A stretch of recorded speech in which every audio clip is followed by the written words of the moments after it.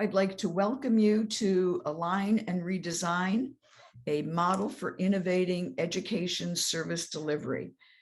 We're going to be talking about how did we transform adult education with innovative professional learning and core components for program and student success. I'd like to introduce our first speaker, Diane Mcqueen, who is the Wyoming State Director of Adult Education. Thank you, Laura, for that nice introduction. Wyoming serves approximately 1,500 students per year in our adult education programs. In order to qualify for this federally funded program, individuals must be 16 years of age or older and not enrolled in the K-12 system. They must lack a high school credential, or they must be basic skills deficient. Since 2014, our programs have undergone intensive training through the Align and Redesign project, and this training has transformed the way all adult ed centers operate. Two primary forces drove this change: a need to standardize intake and orientation processes, and a need to align programming to mandates outlined in the Workforce Innovations and Opportunity Act, commonly called WIOA. With the passage of WIOA legislation, there was an immediate need to align instruction to college and career readiness standards using Webb's depth of knowledge, to implement research and evidence-based instructional methodologies in the classroom, to begin to develop a career pathway system, and to diversify program offerings to include more workforce-oriented programming aligned to the Unified State Plan. The Wyoming State Director at that time opted to embrace the Align and Redesign initiative, both to respond to federal career-related requirements and to boost student outcomes, and the results have been pretty phenomenal. Next slide, please. Change is hard, and the changes Wyoming's adult education centers implemented put them in what we commonly call the grown zone. But through sustained leadership, support, comprehensive evaluations, and the implementation of learned strategies, Wyoming's adult education centers started to see a difference in enrollment, persistence, retention, and completion rates, as you will see in these slides. Adult learner participation was the first anticipated outcome we expected from the changes local programs implemented. Adult educators were eager to know if changes in service delivery would benefit participation. Would these changes encourage participants to come to class and to remain in the program long enough to show progress in learning? If we look at instructional hours, you can see at a baseline before Align and Redesign training commenced, adults attended a median of 36 hours annually. Following Align and Redesign's intense phase of professional learning, the median hours increased to 42.75. Median hours continued to rise through 2018-19 to 55.5 hours. A slight decrease in hours occurred in 2019-20, which occurs to reflect temporary disruptions in service during the start of the pandemic in spring 2020. Next slide, please. Understanding progress also involves assessment. Post-testing rates experienced substantial increases during Align and Redesign. As displayed in this slide, only 40.2% of adult learners were post-tested in 2013-14. But by 2018-19, the post-testing rate had climbed to a high of 60.5%, consistent with national average of 61%. Even with disruptions under the pandemic, Wyoming's post-testing rate remained high in 2019-20, as adult educators post-tested adult learners in parking lots or met individuals on front porches for social distance testing. Nationally, post-testing rates during this period decreased substantially to 49.5%. Next slide, please. Simply post-testing adult learners provides no guarantee that they make progress in learning. Under the National Reporting System, commonly called the NRS, skill gains are measured through learners completing at least one educational functioning level. This graph shows growth in learner educational functioning levels during Align and Redesign. As noted on this slide, rates increased from 32% at a baseline to 50.8% by 2018-19. Nationally, educational functioning level gain in 2013-14 was 43.3% and 38.7% in 2018-19. Next slide, please. Final measures of learning outcomes are not only reflected in completions, but are also measured by the number of students entering post-secondary education. Align and Redesign Start Smart course, now called Career Services, talks with learners about starting college and financial aid. A few Wyoming programs also started bridge or transition to college programs in 2016, while others began them in 2019 and 2020. Although the number of adult ed students who enter post-secondary education and/or advanced training still remains below 30%, Wyoming's data has shown that increasing numbers of adult education students are enrolling in post-secondary, either after completing adult education program of study or concurrently. Next slide, please. In terms of employment, Wyoming's adult education students are consistently becoming employed upon exit from the program by a margin of at least 20% over employment rates at intake. The results of implementing Align and Redesign throughout Wyoming have been pretty profound. Adult education students in Wyoming receive tools they need to be successful in the workplace, in post-secondary, and in life. This process begins at intake, where students begin their own career plans by making informed career choices. Local programs are now using learn tools such as integrated learning plans or integrated learning maps, which align research-based instructional methodologies to college and career readiness standards. They also are incorporating Webb's depth of knowledge, and they're aligning instructional practices to Wyoming's content standards for employment and social capital skills, while placing learners on an identified career track. The programmatic changes Wyoming's adult education centers have made have led to higher learning outcomes, increased post-test rates, and increased employment rates, even in periods of social and economic distress, such as that caused by COVID-19. Although overall enrollment in Wyoming's adult education programs is following decreasing national trends, students are persisting in our programs, with increasing numbers of students being tracked into credential-bearing programs or into employment. Next slide, please. Persistence through the learning grown zone has been the impetus for change in Wyoming. A great transformation has taken place in our adult ed programs and will continue to change as Align and Redesign training and follow-up activities continue to this present day. We believe the data speaks for itself. The Align and Redesign project has been the driving force behind a multitude of program improvements and has had a tremendously positive impact upon adult education programming in Wyoming. And Wyoming credits the Align and Redesign project with forever changing the face of adult education in this state. And with that, I'll turn it over to you, Laura.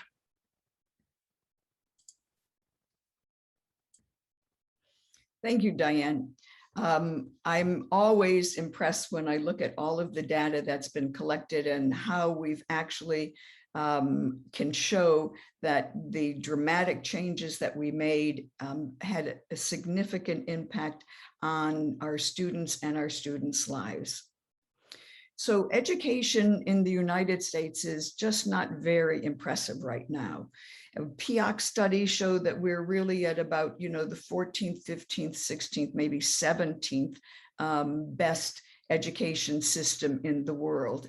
And therefore, the United States is no longer 1, 2, or 3. So we've got some real problems.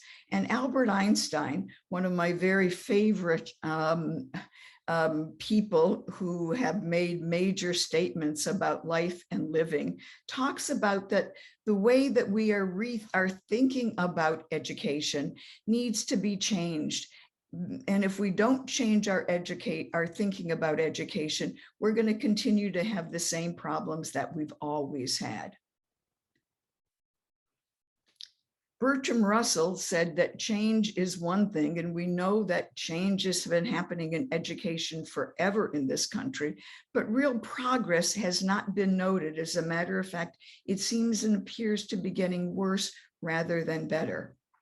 Finally, Alvin Toffler, who was a futurist, says that the illiterate of the future isn't going to be the person who doesn't know how to read, but it's instead going to be the person who doesn't know how to learn. And we're taking that piece and Toffler's view very, very seriously in adult education.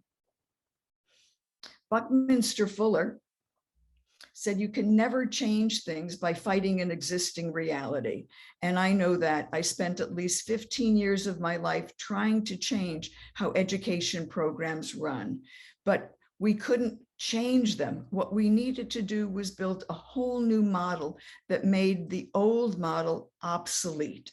And so that's what Align and Redesign was intended to do, was to build and create a whole new way for programs, students, education to work, to be able to really achieve great successes in our service delivery.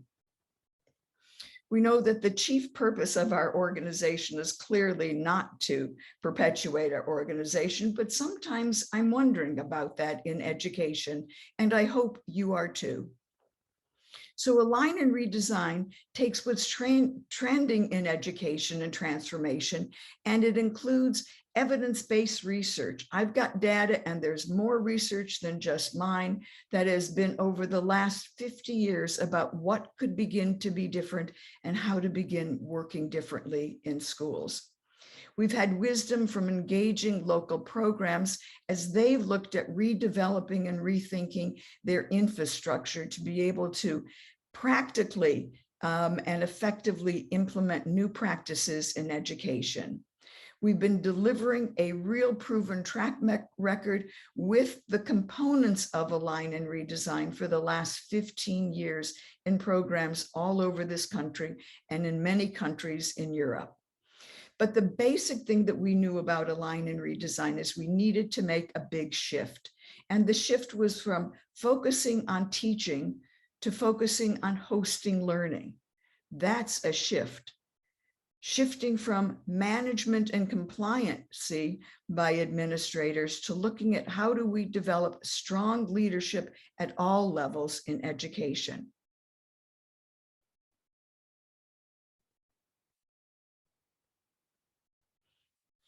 With Align and Redesign, we knew that we'd been keeping our eye on the prize, and the prize was always, can we see real significant improvements with our student population? Improvements in how they sustain and persist in programs, how they learn and grow, and how they change and develop into successful learners who can become successful lifelong learners and employees. So we've innovated classrooms and instruction. We've taken into account standards, career pathways, and something called social capital skills, which is so important. I did a year just studying successful learners, and they all had what was called social capital skills. How do you work with others? How do you listen? How do you self-advocate? How do you know when to stop and rethink and ask questions? So social capital skills are those skills that are the soft skills that employers are so looking for and desperate for in our workforce.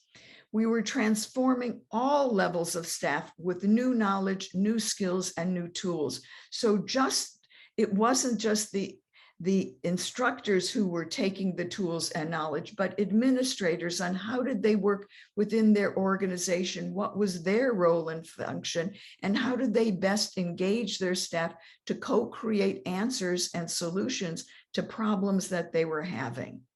We are aligning service delivery with new policies, research, and new partners. We are creating new opportunities from not just staying in classrooms, but taking classrooms outside of traditional learning environments and co-creating how we function, how we operated with students, with other teachers, with program administrators, with community partners, all focus on an improved service delivery model that could transform those school dropouts that we are serving into bright workers and school and efficient learners in school and in the real world. So we started our thinking in 2013 and 14. And what we did was we were looking at how could we come together. The traditional mode is that consultants are hired in and they come in and tell you what to do. And that was not how we were going to work with Align and Redesign. We created a team with those individuals who were service delivery experts and the state staff. And then we developed it even farther, and we took it to working with all administrators and all of the instructors together as equals to share and learn new things and come together. So the components of Align and Redesign were Power Path to Education Employment, which has, at the time that it came to Wyoming, it had 30 years of development behind it and research. College and career readiness, which were the new standards that were being brought into not just K-12 education, but also into adult education, new standards for learning and getting people prepared for college and careers. And then career pathways, about how do we begin to help students begin to think about a career pathway? How did we begin to work with employers in our communities and with employment services? So this power path piece was a really key point and powerful piece in Align and Redesign. But with all of the components here, I want to talk about just a few that are part of this new front end. And the new front end has had many names to it. Every program could call it whatever they wanted to. But my favorite was a success course or a career readiness course, career and college readiness course. So one of the key pieces of this new front end was this diagnostic screening and learning the methodologies for participatory learning. But first of all, let me talk to you about this diagnostic screening. So what we know about this diagnostic screening is that it has 4 main components that overlie any other kinds of psychological assessments, education batteries. These 4 components were core to becoming a successful learner.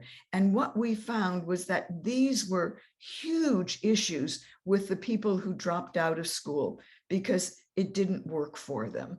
We found that I took data from 16 states, 108 programs between 2003 and 2016, with a total population of over 8,000 students, at-risk youth and workforce development programs. So we found that 8 out of 10 of these individuals had attention challenges. Now, you and I know that attention challenges are pretty popular these days, but this 8 out of 10 attention challenges in the population that we were looking at mirrored also the instructors that we screened. And we found that 8 out of 10 instructors also had attention challenges. Makes me wonder about what attention challenges are just coming in to our country because of the way we live and our lifestyle. The second key one was visual stress syndrome. Most of you won't know what that means. It is a light sensitivity to bright light, to both sunlight, bright sunlight, and overhead fluorescent lights. And it seems to make the brain begin to function very, very differently. Things start to move, things go in and out, and it's all because of the bright light and how it's affecting the brain. We know that there are many ways to begin moderating this and begin to help students know how to manage their own visual stress syndrome.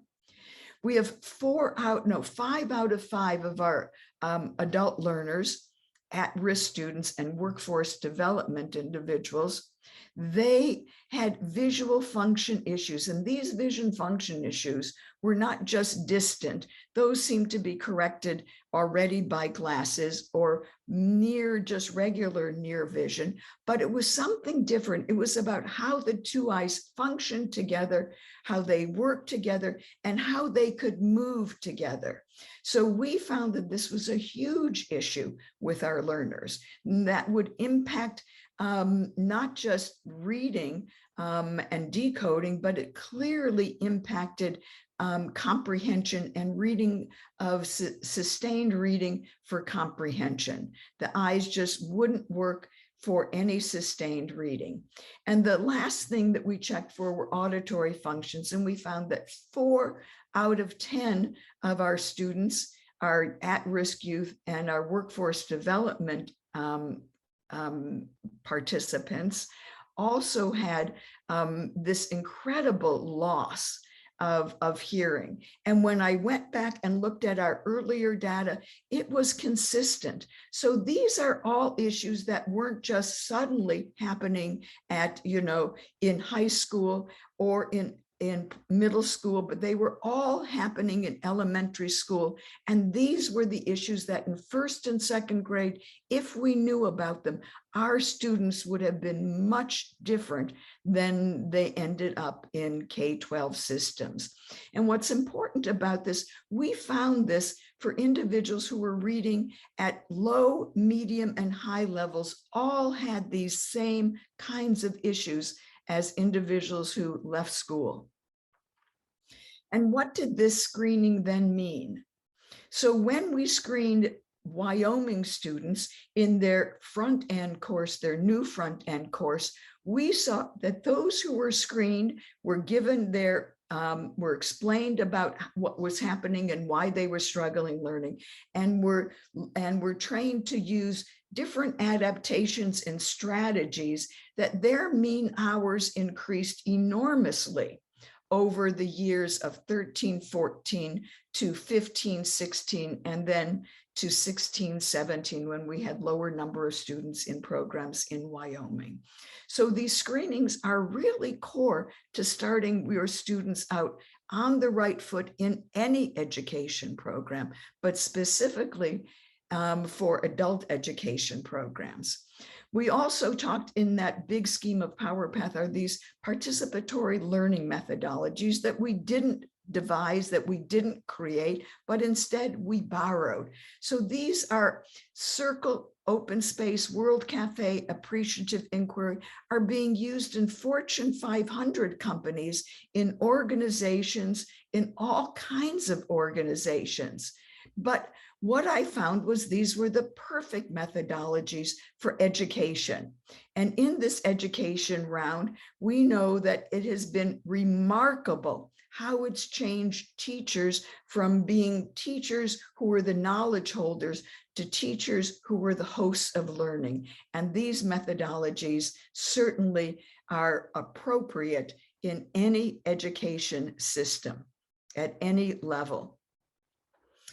When we finished training the educators and going through the core pieces of what we were doing in professional learning new skills, new methodologies, reading, intense reading, journaling, we found that the educators in Wyoming were able to take all of that information and begin to do something unique, which was they began suspending judgment of their learners and where they were coming from and what was going on with them. They could begin seeing deeper, real issues that these students had been struggling with that became for some students some real emotional issues. So when the educators began and teachers began working with students around these new ideas and screening them, they began to co-sense, come together and talk together like, well, wait a second, if this is what's happening, maybe we need to think differently about what we're doing. So programs came together and they began talking about what they could let go of, and then how they could begin to rethink what they could be doing and how they could create something new and how they could take these new pieces that they were learning, the new methodologies, the research-based knowledge they had gained, and let new pieces come into their program and literally redesign how they created their service delivery. They crystallized, they created prototypes, and they performed. And they're still creating, and their prototypes are evolving from 1.0 to probably 2.5 to 10.9 by now, which is very, very exciting. Finally, what was so important was that all of the educators in Wyoming who worked with us were encouraged to have an open mind, an open heart, and an open will. And so as educators ourselves, we know that that is so important for learning how to begin to help learners, all learners, become successful learners. I'd like to now turn this over to Jessica Ford and let her talk about how Align and Redesign was incorporated into her program and some thoughts from her instructors about how they thought about Align and Redesign. So go for it, Jessica, and thank you.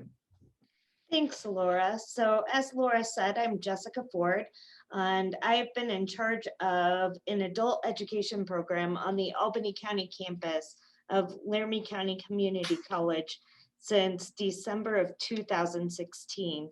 And before that, I was an instructor in the program from 2013 until December of 2016. And during that time, I also participated in the Align and Redesign pilot project from 2014 to 2016. This table right here shows you the number of students that we've seen during the past 5 fiscal years. We average about 77 students if we're taking everything that happened with COVID into account. We did end up having a lot of students that were having issues with studying remotely or not being able to be here on campus, accessibility, all of those things. Otherwise, our numbers would be higher than that. Next, please.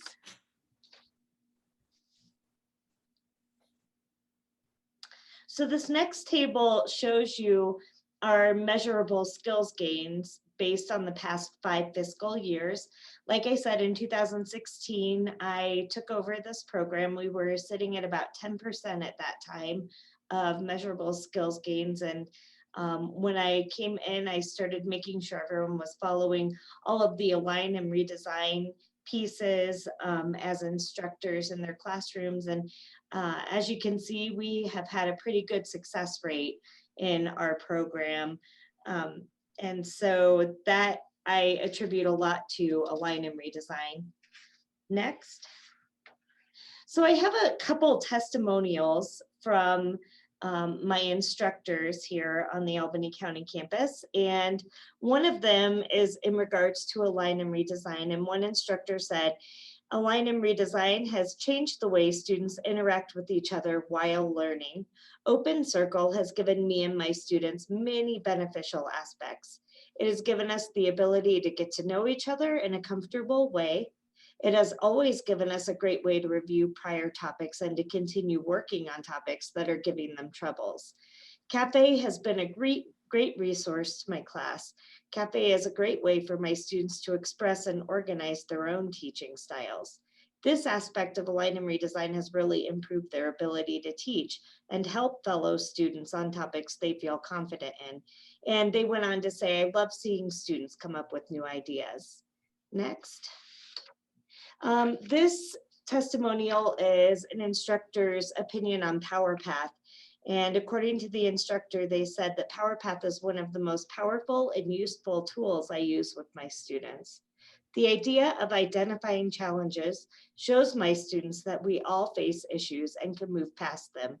The strategies that are given to them are usually things that they've never tried before. The thing I love the most about PowerPath is the colored filters. I feel a very small number of students even know that white paper with black writing can be hard on the eyes. Hearing them read better with a specific colored filter is amazing. So as you can see, PowerPath and Align and Redesign have all been very important pieces to our program here. Now I'm going to introduce you to Leanne. Thank you, Jessica. So I'm Leanne Lamb. I am the director at Western Wyoming Community College for the College and Career Readiness Center. I have been in this position both as an instructor and a director for about 20 years. So we were part of this Align and Redesign, and we really took it under our wing. We really used it as an additional tool for our toolboxes. And so I wanted to kind of recap some of the basics that everyone has covered so far, and just point out that even though there was a lot of training involved and a lot of time and effort that we did, that some of these things can be implemented. Some do need to be trained and figured out, but that if you implement these things, you too will probably get the same results that we did. And so one of the things that is really important, and a lot of people are starting to find this out in other ways, is to have an orientation of some kind to get students started in the right direction. What is unique about ours, our orientation that the state has developed, and of course we made it our own, each of our programs, but it's the screenings that were talked about, the power path, the identifying the strengths and challenges through these screenings, and then not only identifying that so that the students themselves learn more about themselves, but they learn some of these strategies that will help them to not overcome what our challenges are, but to deal with them. And they learn how to do this on their own and figure out other, ingenious ways to adapt to things. Another thing is that they learn about their brain and how important nutrition and hydration is, and reduction of stress to help them learn. And then also the having a positive mindset. A lot of our students will say, I can't do math. I hate math. This is terrible. And so they might be right. They might not be good at math, but the mindset change is, well, you don't know how to do math yet. And by throwing that yet in there allows them the knowledge that there is some hope. They can work on it. There's something that they can do to change it. And having that positive mindset helps them in all aspects of their lives. And the biggest thing is making sure they know when they are in a fixed mindset and how to acknowledge that and go from there. The students basically in this orientation learn how to be better students, how to be a student maybe they never were to begin with. And the participatory learning and the importance that they have in their own learning really give them buy-in to their own education and makes it a little more fun and entertaining, and makes them want to attend. So the participatory learning and the instructional change that we went through made a significant difference in how our students saw the classes, how they learned, and have them become part of it. So some of the some of the tools that we added to our toolbox were the cafe, open space, appreciative inquiry. Most of us did some group work or some pair type work, working in pairs, but to give this a more robust and more meaningful change so that students could participate. It actually encourages students to take part in their own learning and become members of that. The students started contributing to their learning and assisting with other students. They realized that it's not just the instructor that knows something, that they actually have a lot to contribute themselves, and that they can learn from each other in this process. Another byproduct, or another really part of the process, is learning those social capital skills, the soft skills that are so necessary to work in the workplace, to communicate with other people, and even how to work in teams. It's something that a lot of students have never done. We have had some people who are such introverts that they were afraid to say anything or have a spotlight on them. And by the time they are part of this process and part of this learning process, you wouldn't even know they were an introvert. They really start blooming and becoming more forthright and active in the classes. So the classes, as a byproduct, end up being fun, and it encourages students to attend longer. And some of our lowest level students, let's face it, the really low level students who come in and they realize how much they have to work ahead of them, and they were the first ones to quit and to go on their own way. We have had some who have stayed for a year and a half, and maybe not all of them are able to get to the high school equivalency level, but they're able to make gains to improve their reading, to improve their math skills, improve their working in employment skills, and their lives have improved as a result of that. So the byproduct that happens is that students form cohorts. They now have friends. They have people that they can encourage, that encourage them. They support each other in this learning process. This year we had quite a few graduates, and quite frankly, one of the main reasons that occurred is because there were a large enough group who weren't quite ready to graduate, and all of them got together. They did study groups, they worked, they helped each other. The instructors were there. That we had almost 200 tests within a month time frame where we were testing these students because they all wanted to graduate together. And most of them did. We had a really large number of graduates this year. And those that didn't quite make it still came and supported the others because now they're their friends. They also discussed careers and what they might want to go into. And we had a pretty good cohort that decided they were going to all go to college together. So these are very significant things that result when you are starting to be very focused on these different changes that we've made. And some additional benefits are, with the new front end, students are better prepared to be learners. They may not have ever been prepared before that, but they find out stuff about themselves and start taking an active role.